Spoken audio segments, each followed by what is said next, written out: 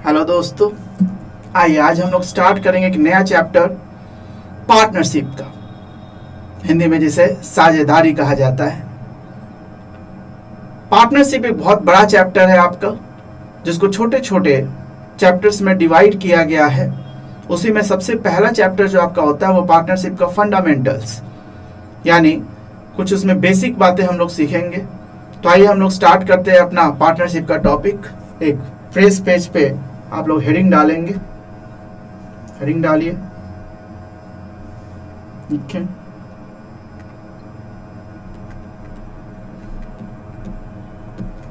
Accounting of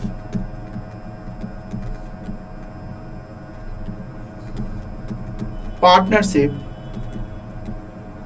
firms. तो इसमें हमने क्या देखना है आज? फंडामेंटल्स हिंदी में लिख सकते हैं साझेदारी। साझेदारी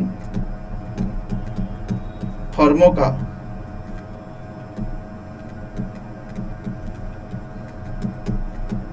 लेखांकन,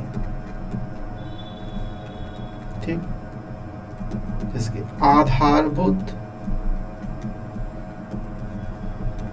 अवधारणाएं।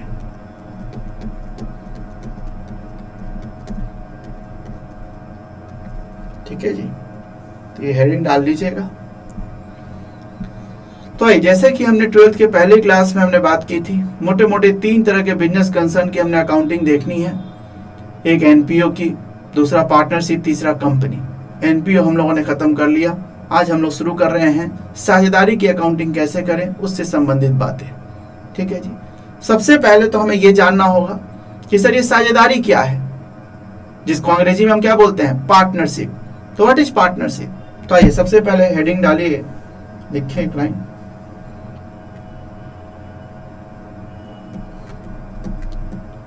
साझेदारी का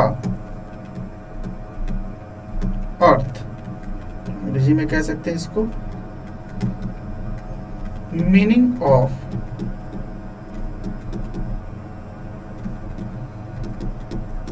पार्टनरशिप। तो सिंपली वर्ड साझेदारी नोन होता है, प्रैक्टिकल जिंदगी में भी हम लोग ये वर्ड सुनते हैं कि जब किसी व्यापार को एक से अधिक व्यक्ति द्वारा संचालित की जाए। जैसे अगर अकेला संचालित करता है तो वो क्या होता है? प्रोप्राइटरशिप, एकाकी व्यापार। लेकिन एक से अधिक व्यक्ति द्वारा अगर व्यापार संचालित की जाए तो वो क्या बन जाता है? साझेदारी बन जाता है। तो मोर देन 1 पर्सन मिलकर अगर किसी बिजनेस को कैरी करते हैं, जिसके लिए आपस में एक अनुबंध बनाते हैं। अनुबंध इसलिए जरूरी है कि मोर देन 1 पर्सन अब मालिक बने हैं तो आपस में कोई डिस्प्यूट ना हो। तो इसके लिए वो आप एक अनुबंध, एक समझौता तैयार करेंगे, जिसके आधार पर व्यापार को किया जाएगा। और सबसे बड़ी बात कि व्यापार का जो भी लाभ होगा वो आपस में बांटते हैं। तो ऐसे व्यवसाय को बताइए हम क्या कहते हैं? साझेदारी का व्यवसाय। तो इसलिए एक लाइन लिख लीजिएगा। जब 2 या 2 से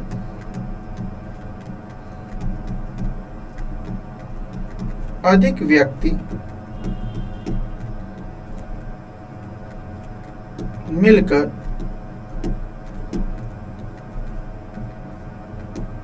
किसी व्यापार को करने के लिए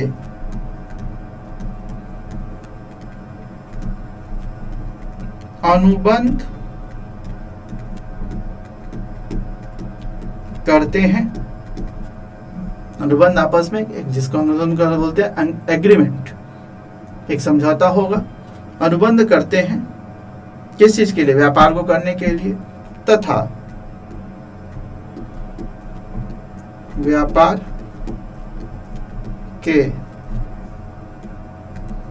लाभ को आपस में बांटने के लिए सहमत होते हैं तो ऐसी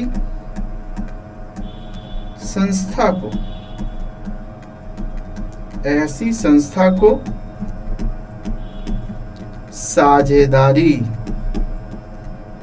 अंग्रेजी में से कहते हैं पार्टनरशिप, कहा जाता है।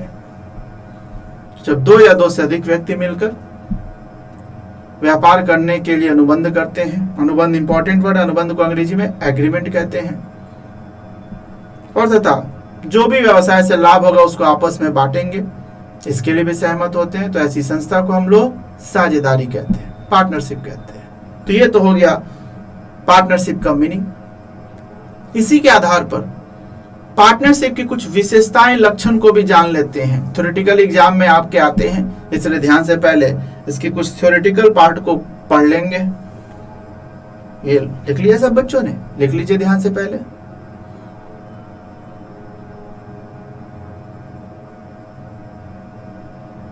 हो गया? तो आइए आगे बढ़े, आगे हेडिंग डालें।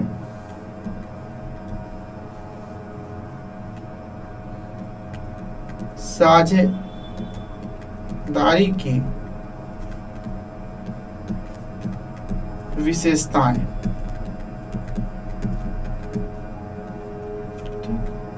या इसी को हम लोग लक्षण भी कहते हैं, अंग्रेजी में इसको क्या बोला जाता है? कैरेक्टरिस्टिक्स।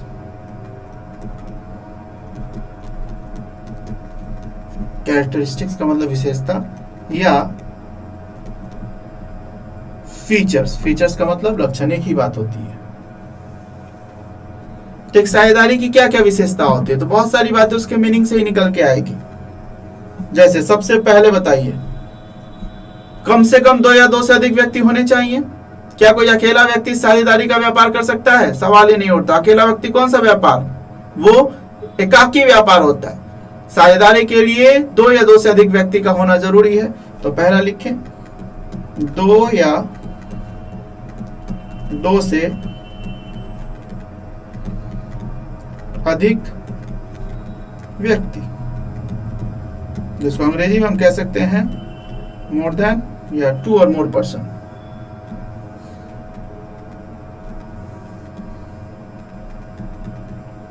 टू और मोर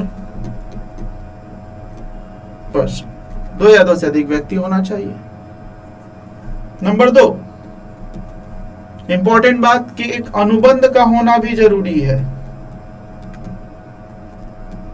अनुबंध क्यों तैयार करते? जैसे हमने कहा ना, अब एक से अधिक मालिक है, तो जब दो या दो से अधिक व्यक्ति मिलकर व्यापार करते हैं तो फिर आपस में कंफ्यूजन, डिस्प्यूट होना स्वाभाविक हो जाता है, क्योंकि दो लोगों का विचार एक जैसा हो आज के दुनिया में लगभग नामुमकिन सा है। मैं कुछ और सोचता हूं, केएसपी सर कुछ और सोचते हैं, भाई भाई का विचार नहीं मिलता। तो ऐसी स्थिति में बताइए, दो अलग अलग लोग वो व्यापार में एक साथ अगर हैं तो दोनों में कोई डिस्प्यूट ना हो तो एक बीच का रास्ता क्या निकाला जाता है? अनुबंध किया जाता है, जिसमें व्यापार से रिलेटेड जो भी आपके शर्तें होंगी, टर्म्स एंड कंडीशंस होंगी, वो सारी बातें इसमें लिख दी जाती है और इसी एक तरीके से नियम बन जाता है, रूल्स नॉर्म्स बन जाते हैं। इसी आधार पर व्यापार को चलाना है, तो उसी को हम लोग बोलते हैं अनुबंध। इसको अंग्रेजी में क्या बोल सकते हैं हम लोग? एग्रीमेंट। एग्रीमेंट तैयार किया जाता है। फिर नंबर 3 बताइए, जो साझेदारी किया, दो या दो से अधिक व्यक्ति मिलकर जो अनुबंध बनाए, किस चीज के लिए? तो किसी न किसी व्यवसाय के लिए। ध्यान रखिएगा, कोई और मंदिर बनाने के लिए, किसी तरह का आप कोई सामाजिक कार्य करने के लिए करेंगे तो वह एनपीओ हो सकता है, लेकिन साझेदारी नहीं हो सकती। साझेदारी में जो दो या दो से अधिक व्यक्ति मिले हैं, किसी न किसी व्यवसाय के लिए मिले, इसलिए कहता है कि एक वैधानिक व्यवसाय। वैधानिक वर्ड इसलिए जोड़ रहे हैं, अब जैसे मान लो सोने का स्मगलिंग करने का बिजनेस करते हैं, व्यवसाय तो है, लेकिन क्या उसके लिए साझेदारी वैलिड होगी? नो। क्यों? लॉफुल बिजनेस हो, कोई लीगल बिजनेस हो, तो इसीलिए मैं वर्ड जोड़ रहा हूं वैधानिक, वैधानिक व्यवसाय, लॉफुल बिजनेस होना चाहिए। ठीक है जी। तो ये देखिए, ये विशेषताएं हैं। सबसे पहले क्या, दो या दो से अधिक व्यक्ति हो, अनुबंध होगा उनके बीच, वैधानिक व्यवसाय होंगे, और नंबर 4, व्यवसाय से जो भी लाभ अर्जित की जाए उसको आपस में साझेदार क्या करेंगे, बांटेंगे। और सबसे बड़ी बात ध्यान रखेंगे कि वैसे भी वर्ड व्यवसाय है, व्यवसाय का मुख्य उद्देश्य क्या होता है, लाभ कमाना। तो लाभ कमाने की आपकी इंटेंसिटी होनी चाहिए।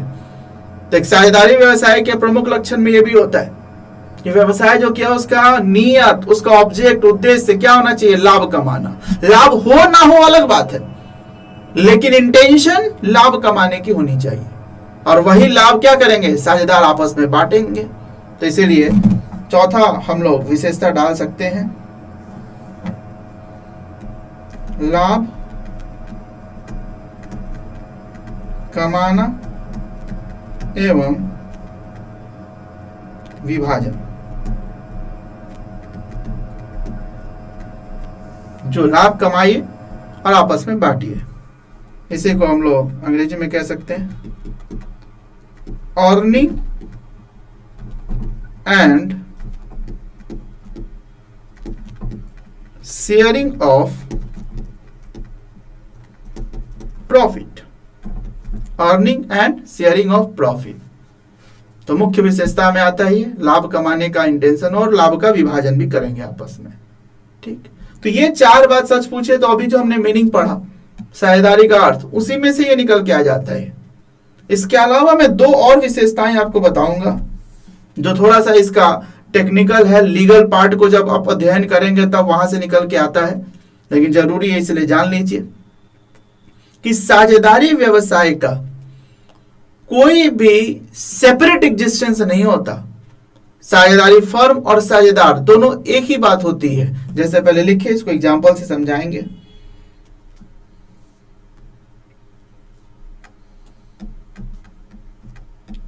साझेदारों से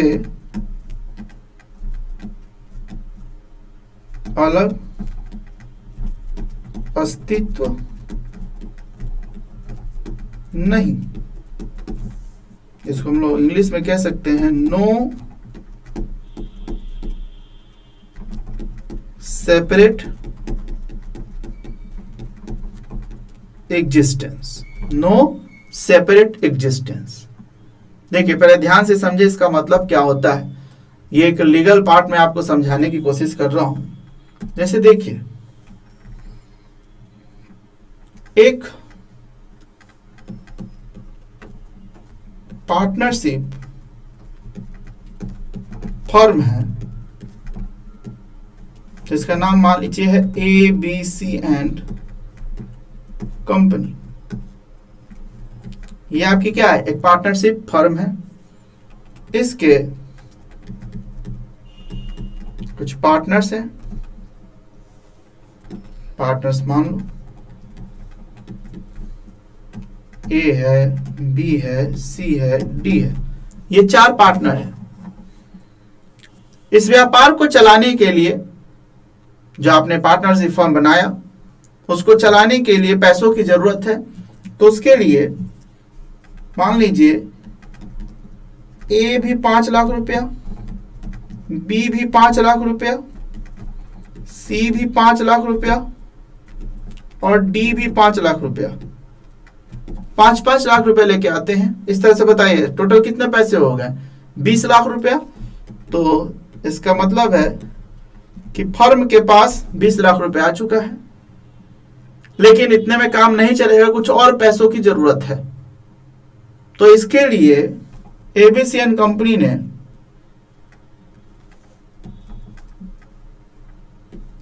एक बैंक लोन लिया।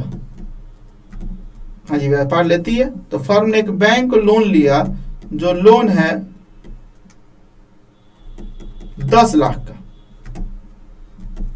कितना का, 10 लाख का लोन लिया। इस तरह से बताइए अब इनके पास कितना पैसा हो गया, 10 लाख और जुड़ गया। इस तरह से मिलाकर 30 लाख रुपए हो गए। यहां नीचे लिख लेते हैं। इस तरह से दोनों को मिलाकर कितना पैसा हो गया, 30 लाख रुपए हो गया। अब इस 30 लाख से इन्होंने बिजनेस व्यापार शुरू कर दिया, व्यवसाय प्रारंभ, चलने लगा व्यवसाय। चलते चलते वक्त बीता और दुर्भाग्यवश वक्त ऐसा आया कि ये व्यापार डूब गया, बिजनेस फेलियर हो गया, डूब गया ये व्यापार। और डूबने के कारण ये जो 30 लाख रुपए थे वो पूरे के पूरे 30 लाख रुपए खत्म हो गए, सारे डूब गए पैसे। अब ऐसी स्थिति में बैंक जो है, ध्यान से सुनिएगा मेरी बात को, बैंक फर्म के पास जाता है और कहता है भाई हमने 10 लाख रुपए का लोन दिया है, आप उसको रिपे कीजिए, वापस कीजिए मेरा। तो बताइए फर्म में कौन मिल रहा है, यही partner A B C D मिल रहे हैं। इन्होंने कहा देखिए भाई हमने लोन जरूर लिया था और व्यापार किया, लेकिन व्यापार डूब गया। इस फर्म में हमने भी 5-5 लाख रुपए लगाए थे, हमारा भी 20 लाख था, आपका भी 10 लाख था, सारे पैसे डूब गए। और उसका वो लीगल पेपर वगैरह जेन्युइन केस था, सब कुछ दिखाया, सारे पैसे डूब चुके हैं, इसलिए हमारे भी डूबे, आपके भी डूबे, आइए थोड़ा आप रो लीजिए, थोड़ा हम रो लेते हैं, क्या किया जा सकता है, भूल जाइए उन पैसों को। ये बात कौन कह रहे हैं, उनके साझेदार। लेकिन बैंक क्या कह रही है कि नहीं ऐसे कैसे भूल सकते हैं, हमने तो लोन दिया था। अब लोन दिया था, व्यापार को फायदा हो नुकसान हो डूबे उससे मतलब नहीं, हमें तो लोन का पैसा चाहिए। तो यहां पे साझेदार कह रहे हैं कि ठीक है बताओ लोन किसको दिया था आपने, तेबिसियन कंपनी को, वो फर्म है तो जाइए फर्म से पैसा मांगिए, हम तो उसके साझेदार थे, हम भी पैसा लगाए थे, हमारा डूब गया है, आपको लगता है मिल सकता है तो जाइए फर्म से मांगिए। तो यही वे कह रहे फर्म कौन, आप ही लोगों का फर्म था ना, बैंक कह रही है, तो इसलिए आप ही लोग दीजिए। तो यहीं पे देखिए साझेदार ये दलील दे रहा है कि नहीं फर्म अलग बना था, हम अलग है, आपका पैसा फर्म ने लिया था, फर्म से मांगो। तो क्वेश्चन यही बना कि क्या यहां एबीसीएन कंपनी जो फर्म है और उनके साझेदार हैं दोनों को अलग अलग माना जाए। तो कानून कहता है नहीं, दोनों को एक माना जाएगा, दोनों को एक माना जाएगा, जिसके कारण फर्म की लायबिलिटी उनके पार्टनर्स की लायबिलिटी मानी जाएगी। और इस तरह से भले ही इनके पैसे डूब गए, अब इस पार्टनर्स को क्या करना होगा, अपने घर से और पैसे लाकर इस बैंक के पैसे चुकाने पड़ेंगे, जबकि फर्म के पूरे पैसे डूब चुके हैं। तो इसका मतलब यही हुआ फर्म और उनके साझेदार दोनों एक हैं, फर्म का कोई अलग अस्तित्व नहीं है। यही बात और ज्यादा समझ में आएगी जब हम लोग कंपनी पढ़ेंगे। कंपनी को ये विशेषता दी गई, एक फीचर दी गई, एक एडवांटेज दिया गया कि कंपनी को कहा गया आपका अलग अस्तित्व होगा, लेकिन साझेदारी में कहा गया कि साझेदारी फर्म आपका अलग अस्तित्व नहीं होगा। आ रही है बात समझ में? तो यहीं पे इसी आधार पे हम कह सकते हैं कि यहां फर्म एवं साझेदार एक माने जाएंगे,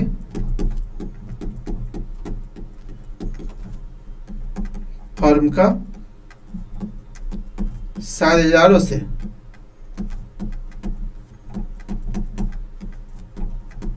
अलग अस्तित्व नहीं होगा। ठीक है जी, तो थोड़ा लीगल पार्ट था, ध्यान से समझिएगा इसी बात को। तो उसी बेस पे हमने आपको बताया कि नो सेपरेट एग्जिस्टेंस, साझेदार से अलग अस्तित्व फर्म का नहीं होगा। तो इसे नोट करना चाहें फटाफट नोट कीजिए।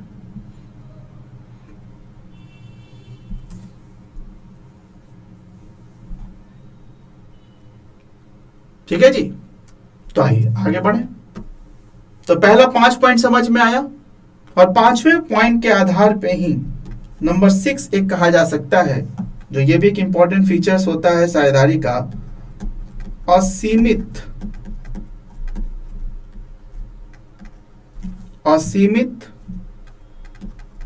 दायित्व।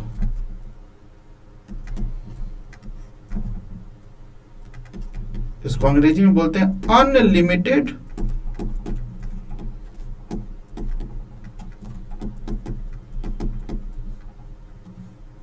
लायबिलिटी।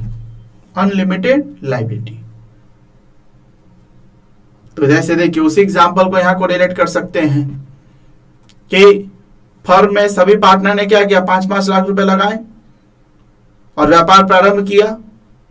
तो ऐसी स्थिति में अगर कल को फर्म पूरी डूब गई, पूरी की पूरी पूंजी भी डूब गई, तब भी 10 लाख रुपए का लोन चुकाने के लिए उनको घर से और पैसे लाने पड़े। तो यदि साझेदार ये सोचते हैं कि हमने 5 लाख रुपए लगाया तो मेरा दायित्व तो मैक्सिमम इस 5 लाख रुपए तक ही होगा, ज्यादा से ज्यादा क्या होगा, 5 लाख रुपए डूब सकते हैं, तो गलत सोचते हैं। उनको घर बेचकर भी सारे दायित्व का, सारे अगर देखें तो फर्म के दायित्व को चुकाना पड़ेगा। इसलिए पार्टनर ये नहीं सोच सकते कि हमने 5 लाख लगाया तो वहीं तक हमारा दायित्व सीमित है। नो, उनका दायित्व तो असीमित है, जितना पूंजी लगाया वो भी जा सकता है और घर से भी पैसे लाने पड़ सकते हैं। तो इसीलिए एक फीचर डाला गया असीमित दायित्व। फिर मैं कह रहा हूं कि जब कंपनी में आप आइएगा तो देखेंगे ये भी एक एडवांटेज दिया गया कि वहां जो कंपनी के मेंबर होते हैं उनका दायित्व सीमित होता है, जितना पैसा लगा मैक्सिमम उतना ही तक। लेकिन साझेदारी में कहा कि नहीं, साझेदारों का दायित्व असीमित होगा, अनलिमिटेड लायबिलिटी। और वो क्यों, वही बेस वही है क्योंकि इसका सेपरेट एग्जिस्टेंस फर्म का नहीं है। इसलिए देखिए जैसे आपके पूरे पैसे डूबने के बाद भी 10 लाख का बैंक लोन चुकाने के लिए घर से पैसे लाने पड़े, इसका मतलब आपका दायित्व तो असीमित है। तो एक पॉइंट और लिख लीजिएगा इसमें, असीमित दायित्व। तो ये कुछ हमने साझेदारी की विशेषताएं बताएं।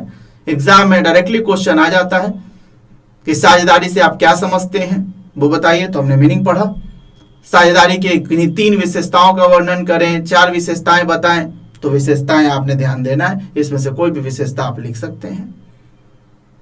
ठीक है जी। तो 2 बातें हमारी क्लियर हुई, मीनिंग और इसके कैरेक्टरिस्टिक्स या फीचर्स। आगे बढ़े तो चलिए एक और बात इंपॉर्टेंट हमें चर्चा करनी है, थ्योरेटिकल बात है। हेडिंग आएगा साझेदारी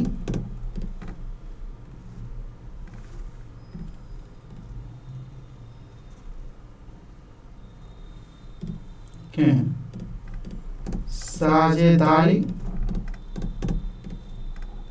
संलेख।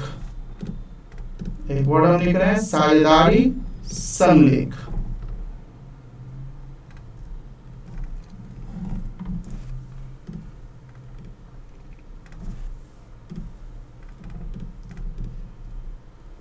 जिसको अंग्रेजी में कहते हैं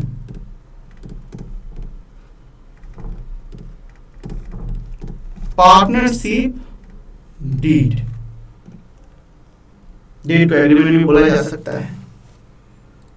तो जैसे हमने बताया कि आपस में कोई डिस्प्यूट ना हो, तो इसके लिए सभी साझेदार मिलकर क्या करते हैं, एक एग्रीमेंट बनाते हैं, समझौता तैयार करते हैं, जिसमें किसी साझेदार के क्या राइट्स होंगे, क्या ड्यूटीज होंगे, ऐसी सारी बातें लिखी जाती है। वही साझेदारी संलेख कहा जाता है। उसको टेक्निकल टर्म्स जो जानते हैं किस नाम से जानते हैं, साझेदारी संलेख, या उसी को अंग्रेजी में कह सकते हैं हम लोग पार्टनरशिप डीड। तो लिख लीजिए 2 लाइन इस पे लिखें, साझेदारी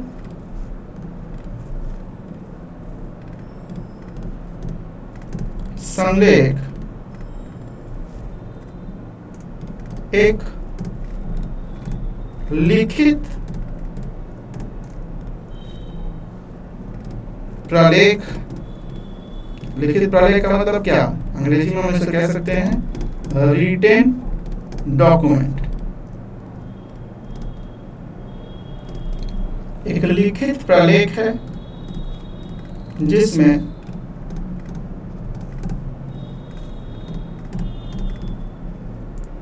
साझेदारों के अधिकार, कर्तव्य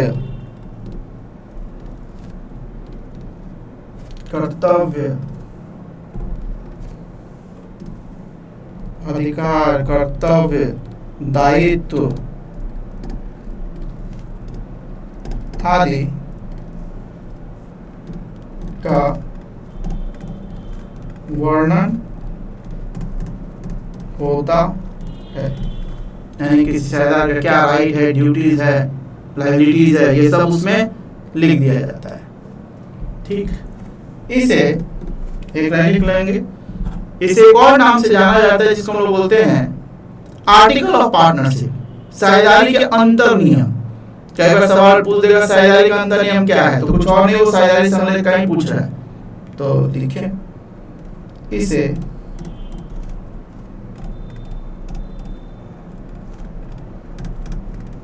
साझेदारी के अंतर नियम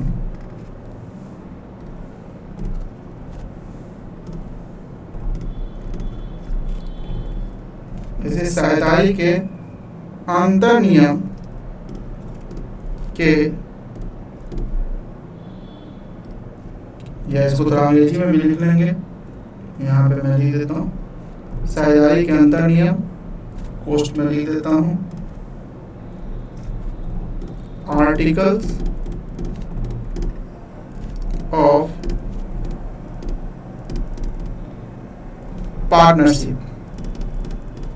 साझेदारी के अंतर नियम, अंग्रेजी में बोलते हैं आर्टिकल ऑफ पार्टनरशिप के नाम से भी जाना जाता है। ठीक है जी, एक और लाइन लिख लेंगे। इसमें लिखी गई एक एक बात को सभी को मानना होगा, कोई अपनी बात से मुंह करे ना, इसीलिए इस संलेख पर सभी साझेदारों का हस्ताक्षर करवा लिया जाता है। तो लिख लीजिए साझेदारी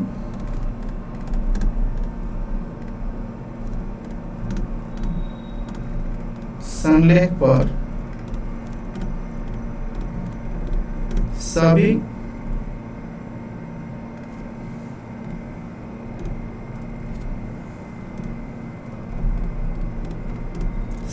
साझेदारों के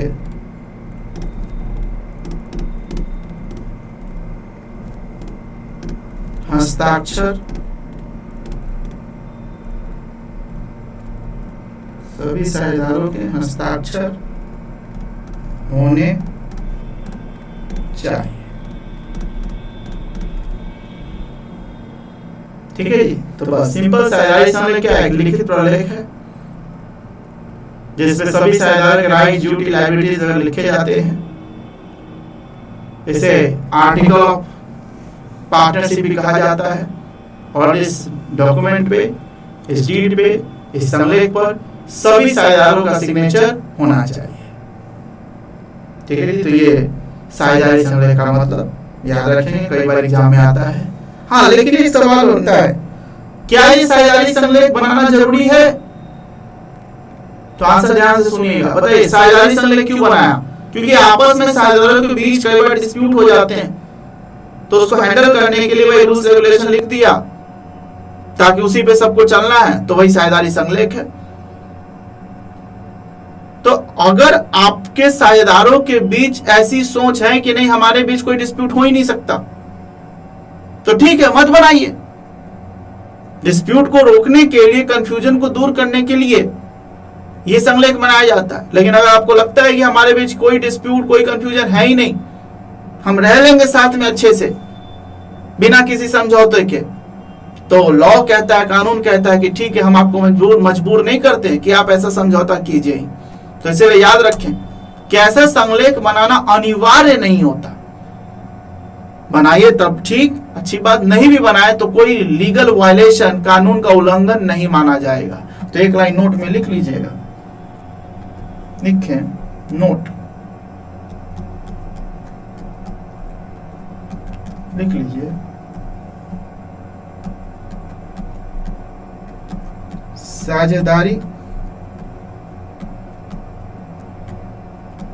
संलेख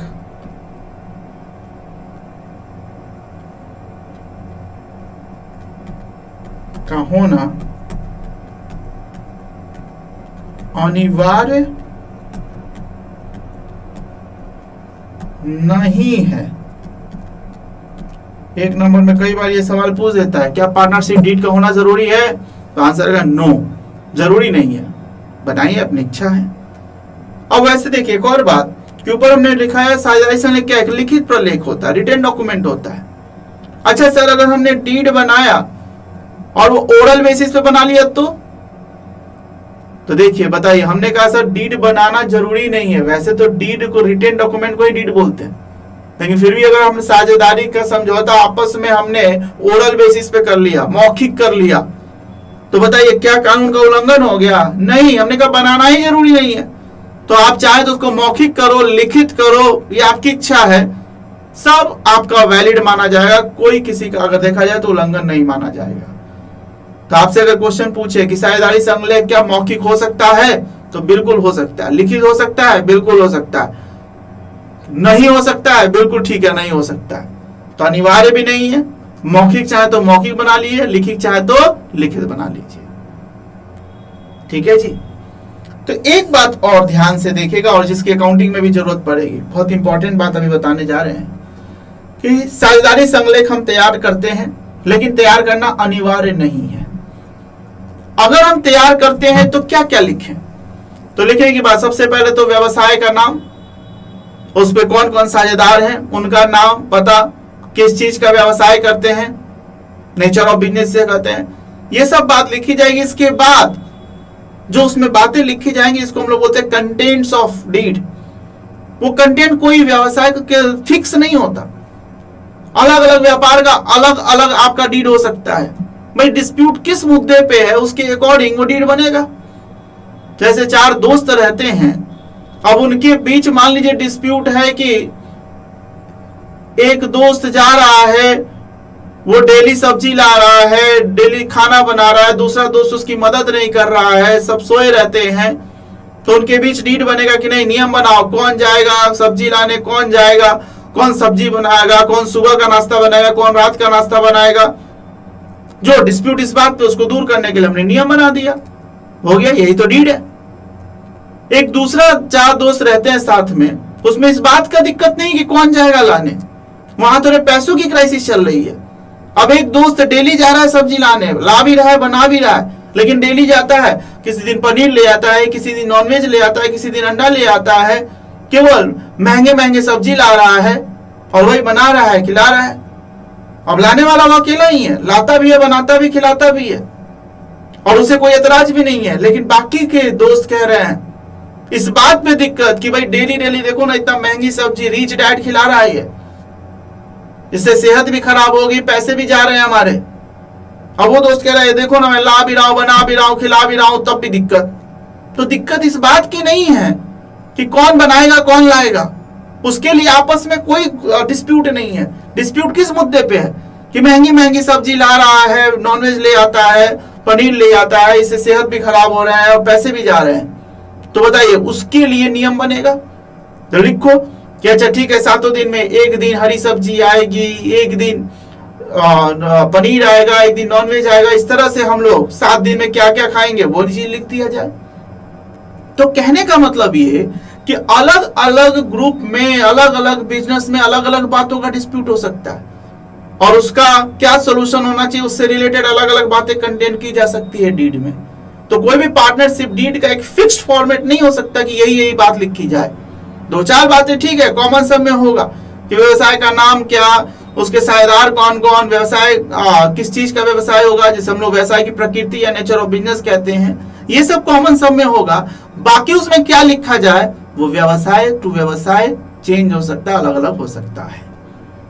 लेकिन साथ में हमने कहा सर अगर डीड हो ही ना, तो जैसे हमने कहा अनिवार्य तो नहीं है, तो कोई बात नहीं, नहीं है तो अच्छी बात है।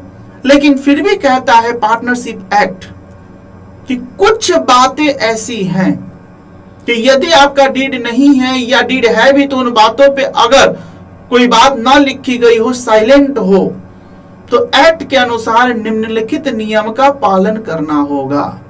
तो ये बड़ा इंपॉर्टेंट बात है जो आपके अकाउंट में भी ये चीज यूज होगा, केवल थ्योरेटिकल पार्ट नहीं है। तो आगे लिखेंगे, एक हेडिंग डाले कि साझेदारी संलेख के अभाव में, पहले मैं बात कर रहा हूं, अगर जो डीड में लिखा वो सर्वोपरि, लेकिन यदि डीड नहीं है तब ऐसी स्थिति में हमने कहा कुछ बातें ऐसी है जो एज पर पार्टनरशिप एक्ट उसको फॉलो करने होंगे। तो हेडिंग डालिएगा, लिखें साझेदारी संलेख के अभाव में, साझेदारी संलेख के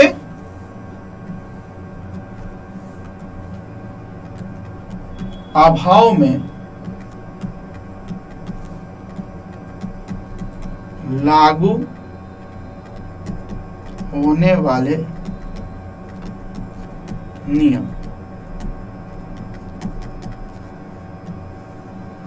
ठीक है जी। यदि साझेदारी संलेख नहीं है या है भी तो उसमें कुछ निम्नलिखित मुद्दों से रिलेटेड कोई चर्चा नहीं की गई है, तब ऐसी स्थिति में क्या नियम लागू होंगे उससे रिलेटेड कुछ बात है, जो बात as per Indian partnership act यानी साझेदारी अधिनियम के आधार पर हम ये बात कर रहे हैं। तो लिखिएगा भारतीय साझेदारी अधिनियम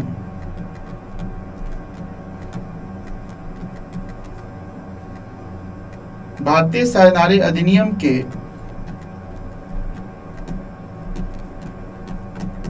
प्रावधानों के अनुसार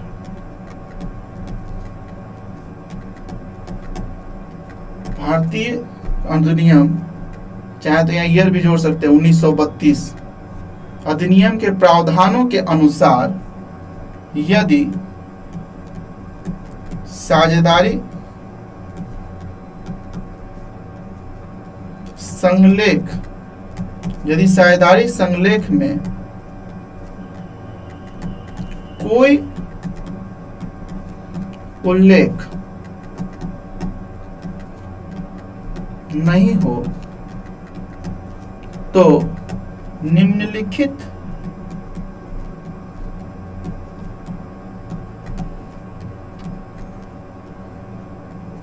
नियम लागू होंगे। यदि साझेदारी संलेख में अगर कोई उल्लेख ना हो तो, उल्लेख है तो उसी की बात सुनेंगे, ना हो तो निम्नलिखित नियम लागू होंगे। कौन कौन? जैसे पहला, लॉजिकल भी है कि साझेदारों के बीच लाभ किस अनुपात में बांटा जाएगा। तो हमने कहा लिखो डीड में जो मर्जी अनुपात रखो, 3:2:1, 4:2:3, 2 पार्टनर 2:1, 1:1, कुछ भी रख सकते हैं। लेकिन अगर कोई उल्लेख ना हो तो याद रखें साझेदारों के बीच लाभ बराबर बराबर बटेगा, इक्वल बटेगा, होना चाहिए। नहीं तो वही देखिए, अगर संलेख में लिख दिया आपने तो जो रेशियो लिखा वही सही, लेकिन कुछ ना लिखा तो फिर इसका मतलब बराबर बराबर बटेगा। अब यही देखिए डीड आपके लिए क्वेश्चन का काम करेगा कि क्वेश्चन में अगर साझेदारों के बीच लाभ किस अनुपात में बटेगा ये दिया हो तो आपने लाभ उसी अनुपात में बांट देना है। लेकिन यदि लाभ के बारे में कोई चर्चा ही ना हो तो बताइए क्वेश्चन साइलेंट है कि किस अनुपात में बटेगा, तो आप क्या कीजिएगा? साझेदारों के बीच लाभ बराबर बराबर बांट देंगे। तो पहला पॉइंट लिखिए, लाभ हानि का विभाजन, लाभ हानि का विभाजन का अनुपात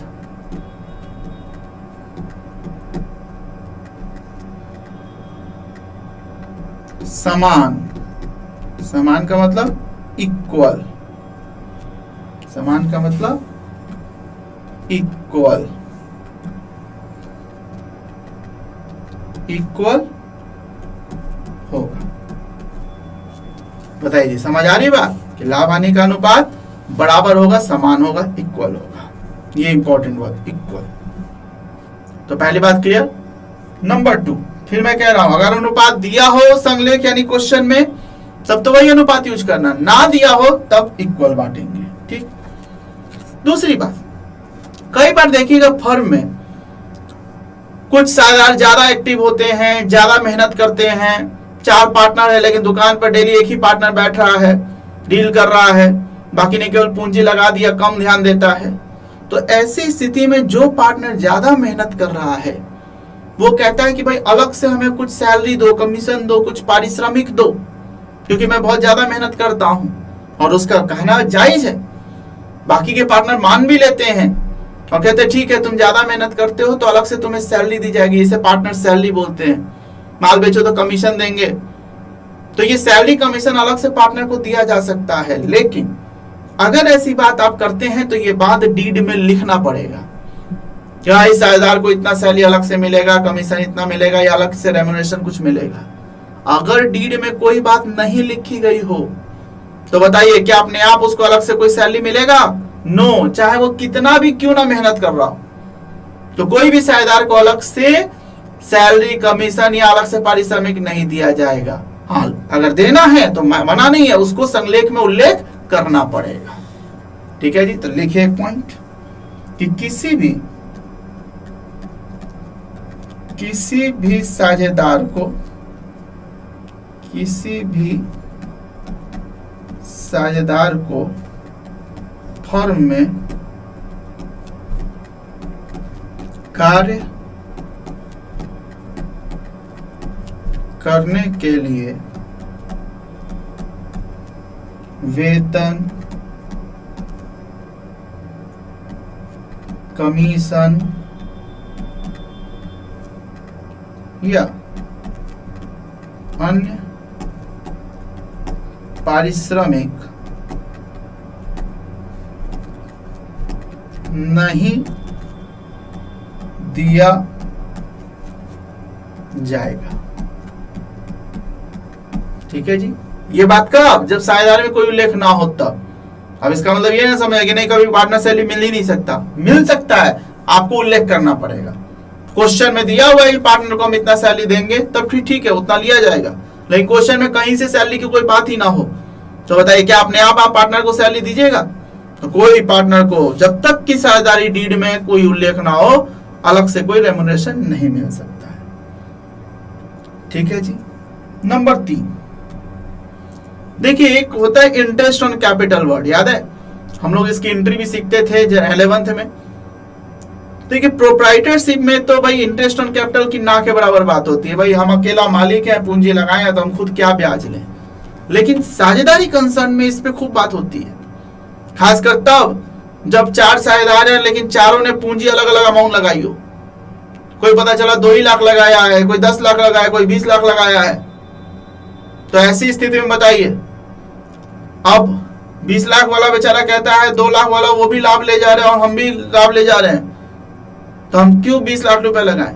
तो ऐसे में एक व्यवस्था कायम की जाती है जो संलेख में लिखी जाती है कि ठीक है जिसका जितना कैपिटल उस पर रिस्पेक्ट में कुछ इंटरेस्ट देंगे, 2%, 5%, 10% जो भी हो, इंटरेस्ट ऑन कैपिटल की व्यवस्था की जाती है। ठीक है जी, बिल्कुल सही है।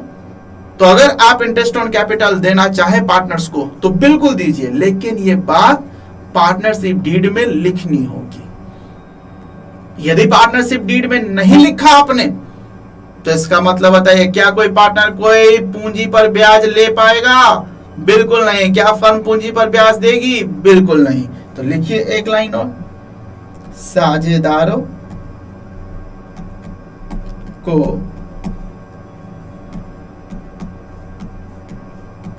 पूंजी पर ब्याज, जिसे अंग्रेजी में कह सकते हैं इंटरेस्ट ऑन कैपिटल, नहीं दिया जाएगा, पूंजी पर ब्याज नहीं दिया जाएगा।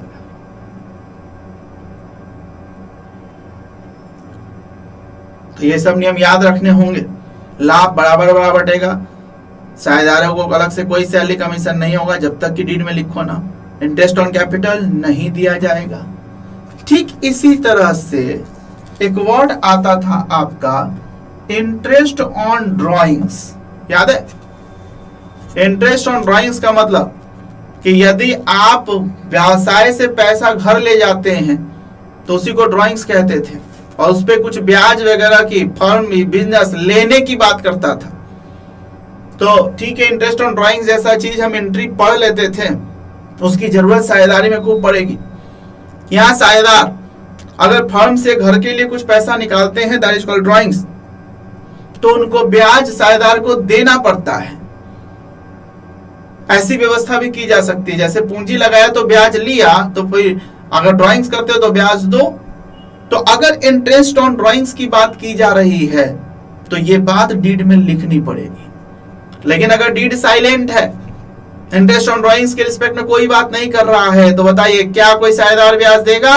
नो। तो लिख लीजिए एक लाइन और, पॉइंट नंबर 4, साझेदारों द्वारा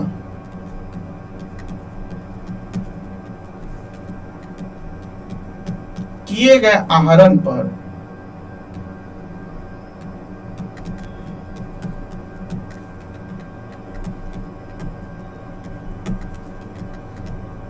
आहरण का मतलब बताइए क्या? आहरण का मतलब ड्राइंग्स, लिख लीजिएगा यहाँ पे, आहरण का मतलब ड्राइंग्स।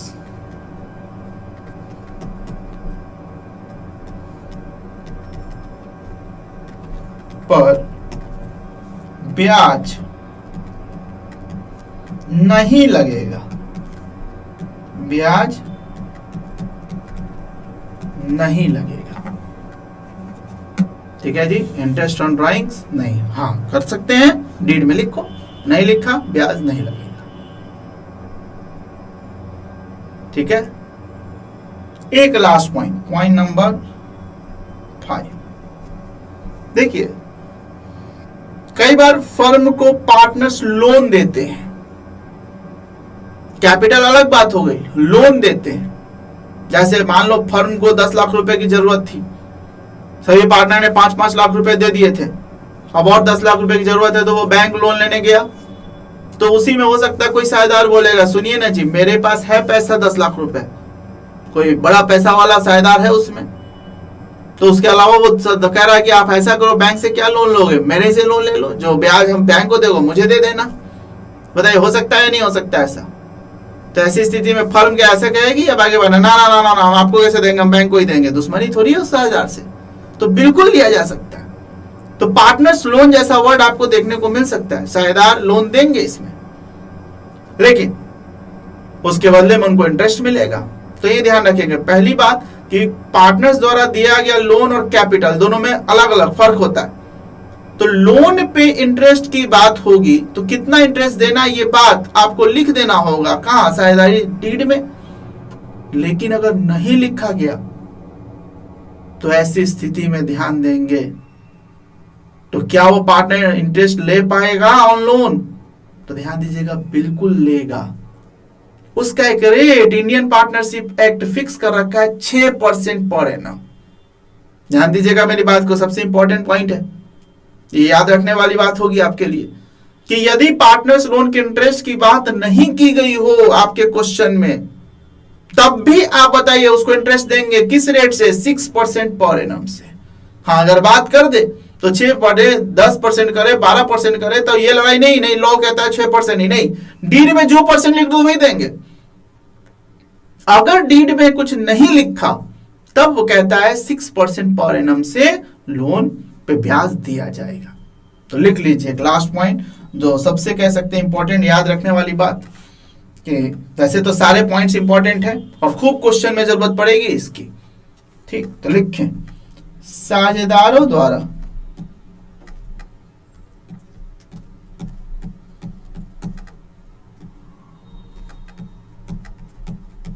दिए गए ऋण पर, साझेदारों द्वारा दिए गए ऋण पर 6% पर एनम, या पर एनम की जगह क्या लिख सकते हैं हिंदी में, वार्षिक, हिंदी में लिख सकते हैं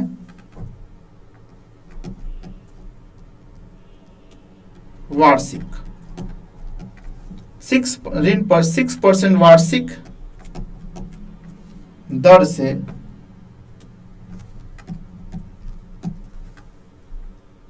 ब्याज दिया जाएगा। ठीक है जी। तो इंटरेस्ट ऑन पार्टनर्स लोन का रेट 6% पर एनम होगा अगर क्वेश्चन साइलेंट हो, डीड साइलेंट हो, ऐसी स्थिति में।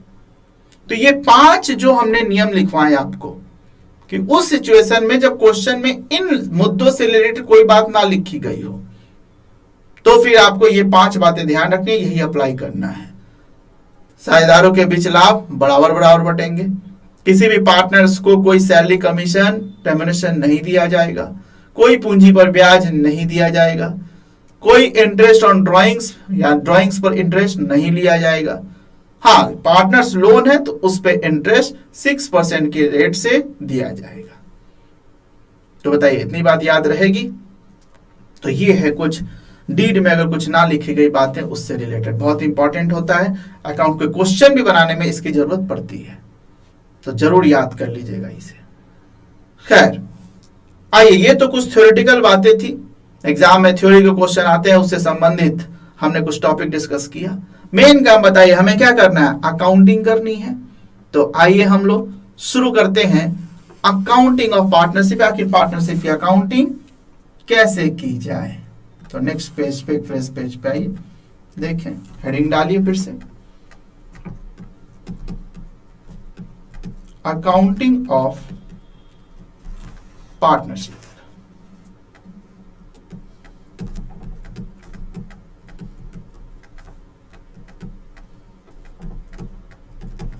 Accounting of partnership. चलिए मेन काम अब हम लोग शुरू करते हैं।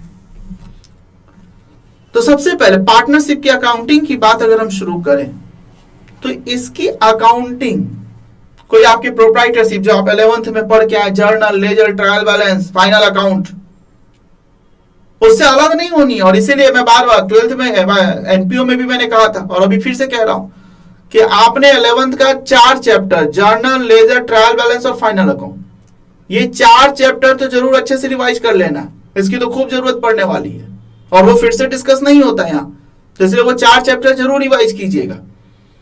तो जैसे आप जर्नल, लेजर, फाइनल अकाउंट ये सब बनाते थे प्रोप्राइटरशिप का, ठीक उसी तरीके से पार्टनरशिप की भी अकाउंटिंग करनी है, क्योंकि पार्टनरशिप की अकाउंटिंग भी डबल एंट्री सिस्टम के आधार पर ही होता है। हाँ, जरूरत के हिसाब से 1-2 नए अकाउंट आपको बनाने पड़ सकते हैं और उसी को मेन हमने अगर सीखना है तो आइए लिख लीजिए 2 लाइन पहले। ठीक है, सबसे पहले कि साझेदारी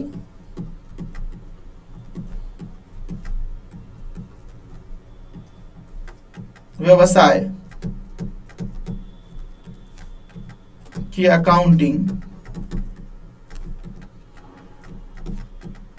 भी डबल एंट्री भी मैं क्यों लिख रहा हूं, क्योंकि आप प्रोप्राइटरशिप में भी डबल एंट्री फॉलो करते थे, यहां भी डबल एंट्री सिस्टम फॉलो करेंगे। डबल एंट्री सिस्टम के आधार पर होती है। ठीक है जी, लिखें, सामान्यतया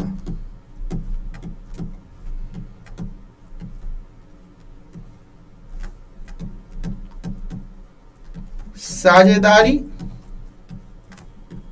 व्यवसाय की अकाउंटिंग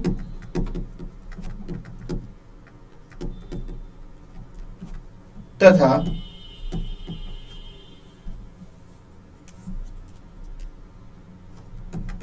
एकाकी व्यापार की अकाउंटिंग में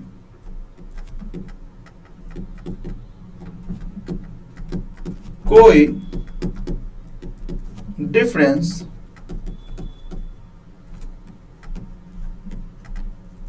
नहीं होता है। दोनों डबल एंट्री सिस्टम फॉलो करता है और दोनों में वैसे ही journal, ledger, trial balance, final account बनाए जाते हैं। हाँ, लेकिन अभी के सीखने के हिसाब से कुछ नए अकाउंट्स आपको बनाने पड़ सकते हैं जरूरत के हिसाब से साझेदारी में। तो एक लाइन और लिख लीजिएगा, इसमें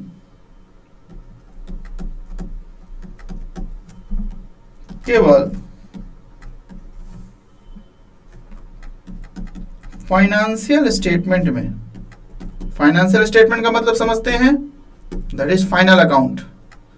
फाइनेंशियल स्टेटमेंट में दो नए अकाउंट्स